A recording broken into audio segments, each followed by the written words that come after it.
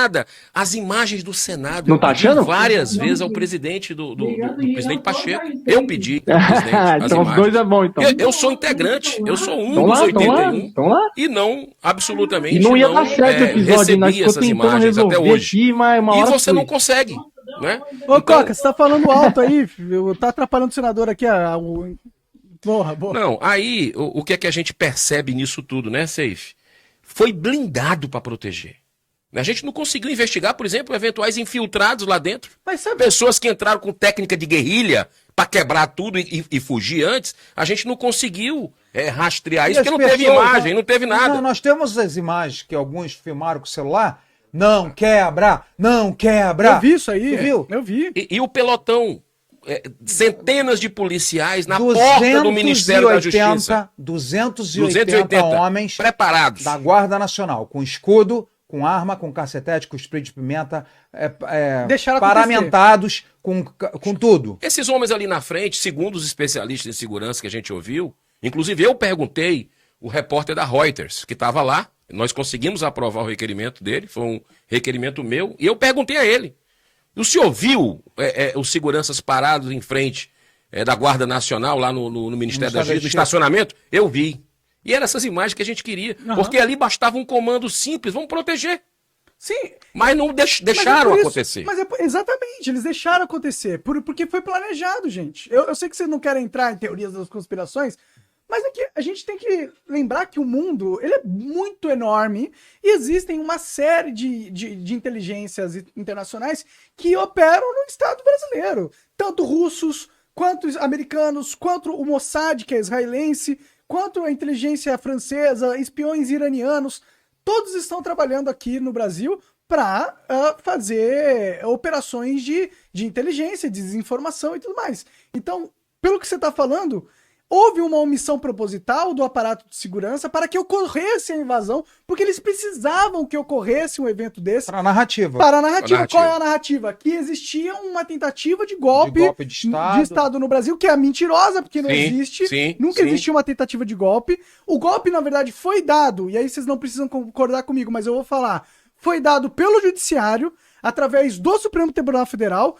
que ignorou a Constituição, implementou inquéritos ilegais, onde ele pode ignorar o Ministério Público e a Constituição para perseguir os inimigos políticos, e isso foi usado durante a campanha do Bolsonaro para acabar com a chance de vitória dele. Então esse foi o verdadeiro golpe de Estado que aconteceu, partindo do Judiciário, que, tendo sido completado e o Bolsonaro sendo retirado, na minha visão, através de fraudes nas urnas, retirado ilegalmente do poder, na minha visão, vocês não precisam concordar, sou eu que estou falando isso, não são os senadores, mas na minha visão, foi isso que eles fizeram, e eles precisavam dessa narrativa, que foi orquestrado com a ajuda de setores de inteligência internacional, para colocar um golpe, para justificar o aparato de censura e ditadura que se instalou no Brasil. O sistema, não tenha dúvida com relação a isso, o sistema cuspiu o ex-presidente da República. Gente vendo? Cuspiu completamente. Isso aí, o sistema foi muito claro. Se você pegar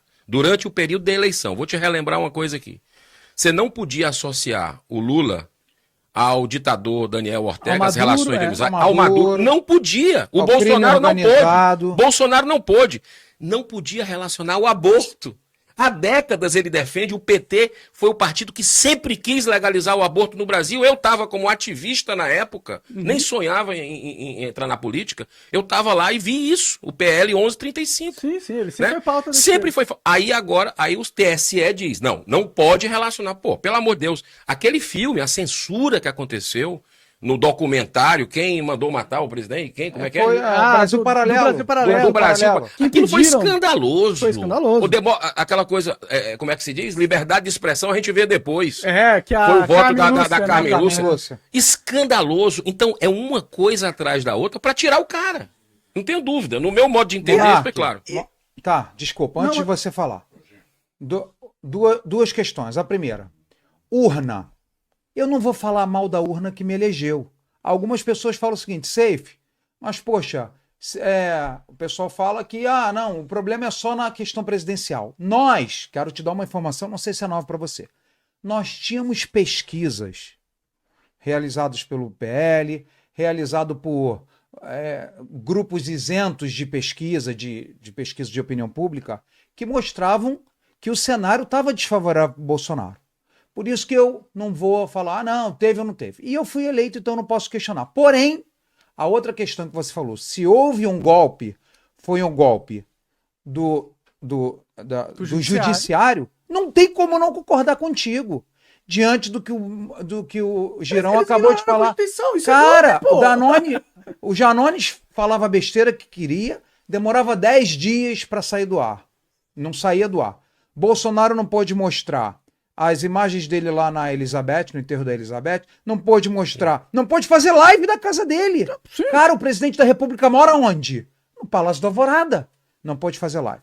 Não pôde mostrar o discurso dele da ONU. Não pôde associar Maduro a narcotráfico a ele.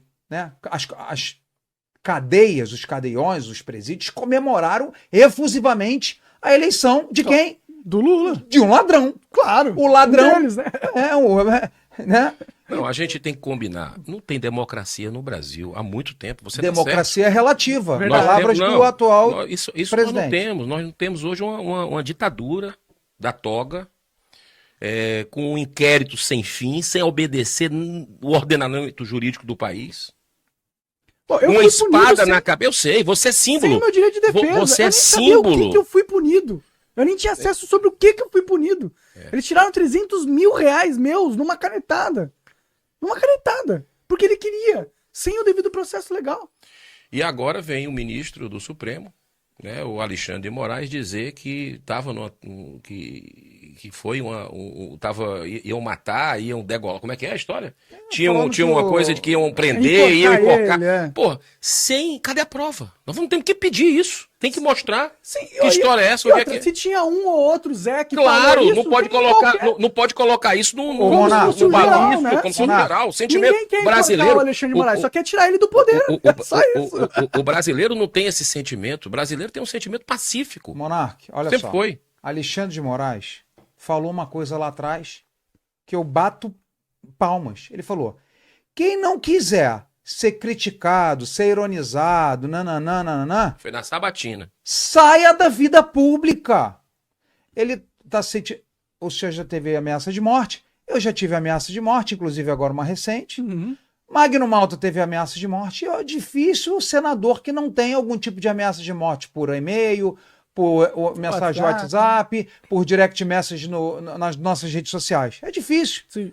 Então é o seguinte, eu não me surpreendo se fala assim, não, tem ameaça, tem paixões na política. Tem gente que gosta, tem gente que não gosta. Agora, atirar pelo episódio da Itália, de que ele falou que foi agredido fisicamente, e quando veio o relatório da polícia, eles discutindo, gesticulando, o braço do cara lá encostou no óculos do filho dele. Agressão!